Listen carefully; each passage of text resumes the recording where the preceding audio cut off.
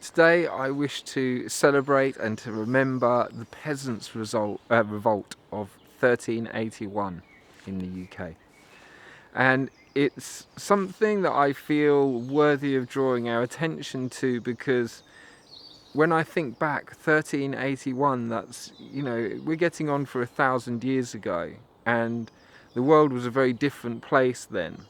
And yet it was already becoming apparent that there was this enormous distinction between, well, at that time they would have described it as the aristocracy or the landed gentry and the peasants, the people of the land, the people that grafted hard to be able to help this earth to bring forth the bounty that they required to sustain themselves through the winters.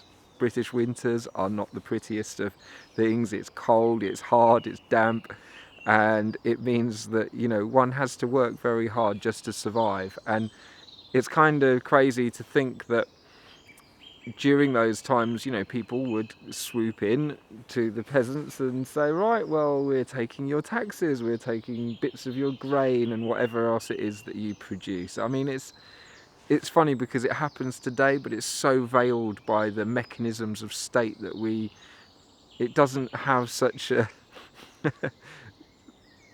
I don't know, to me it seems that in the 1300s, the cheek of these people probably turning up on horseback with carriages and carts and then demanding of the poorest people struggling the hardest to survive that they offer their a proportion of what they've grown in order to sustain these people living in a castle over there. It's just it's just crazy.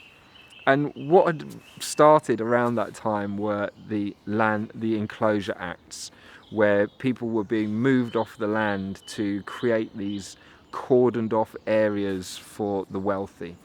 And at that time, finally, the peasants had enough. And I want to celebrate this day just to remember that there has been a struggle going on for a long time, a struggle for justice, whereby people aren't demanded to sustain the most wealthy amongst us. It's such an absurdity. It absolutely boggles my mind that this system is basically still in place, and more it's so veiled, it's almost impossible for people to see it. In fact, nowadays, many of what would have been called the peasants are out waving flags for royalty and proudly paying their taxes for these people to be able to live in incredible luxury. I just don't understand it. I just don't quite understand it. I understand that a king and a queen could metaphorically hold the kingdom together and work for the people. I'm just not convinced. I'm just not convinced. So I'm going to today celebrate the peasants' revolt. The peasants' result. They haven't had a result yet. The peasants' revolt.